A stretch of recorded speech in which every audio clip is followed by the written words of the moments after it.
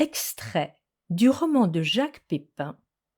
Un train peut parfois en cacher un autre.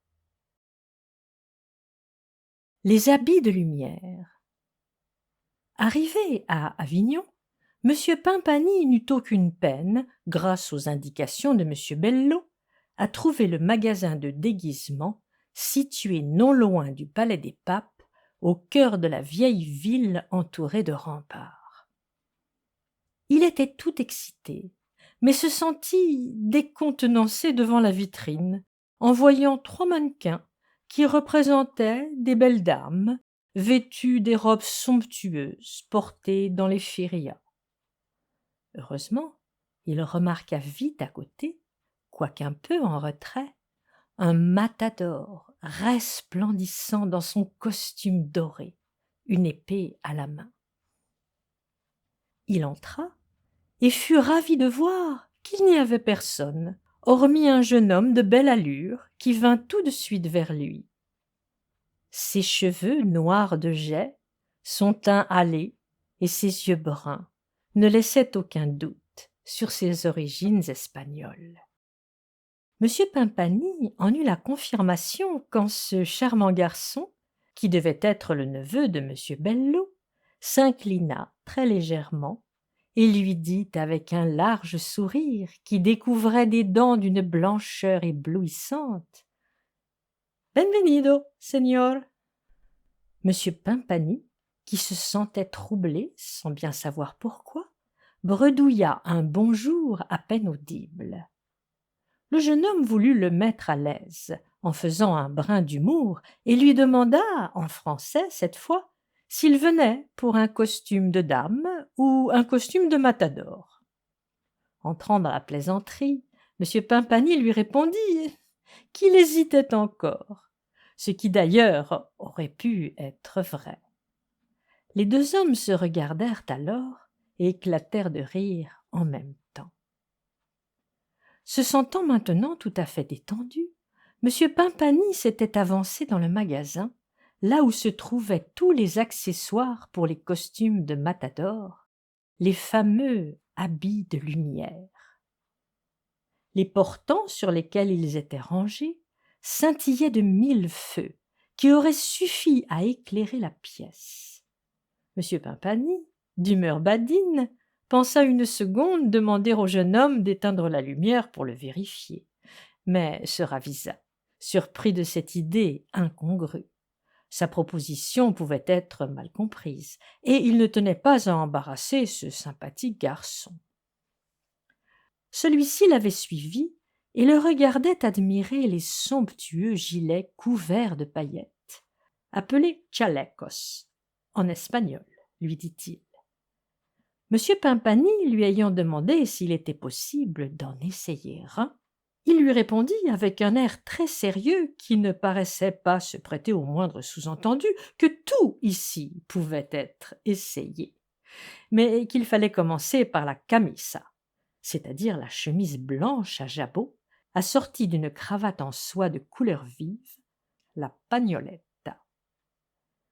M. Pimpany fut un moment gêné, car il ne portait pas de maillot de corps, Mme Pimpany trouvant cela vulgaire.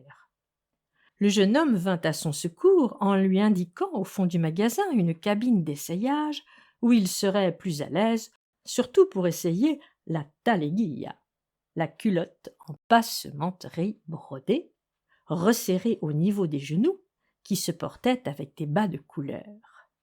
Le jeune homme ajouta cependant que cette culotte, extrêmement moulante, était difficile à enfiler sans risquer de la déchirer, même lorsqu'on avait la taille fine, et qu'il était d'usage que le matador se laisse aider dans cette entreprise. Quand vint le moment d'enfiler la dite taleguilla, terme que M. Pimpany trouvait plus élégant que culotte, celui-ci tenta d'abord d'y arriver seul, malgré l'exiguïté de la cabine d'essayage qui ne facilitait rien. Mais force lui fut d'accepter l'aide qui lui avait été proposée, uniquement, précisa-t-il, pour ne pas s'exposer à endommager le vêtement.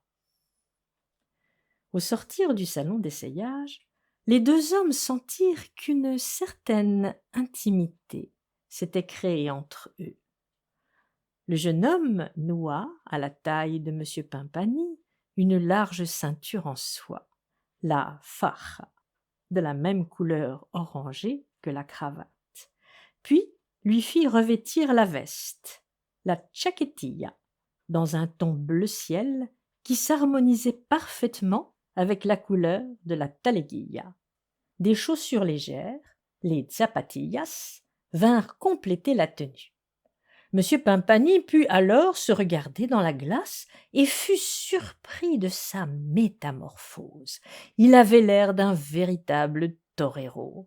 Il se mit alors à prendre la pose, un poing sur la hanche et une expression de conquistador sur le visage qui n'aurait pas manqué de déplaire à madame Pimpani. Cette pensée l'incita à en rajouter et à parader dans toute la boutique pour la plus grande joie de celui qui avait contribué à cette heureuse transformation.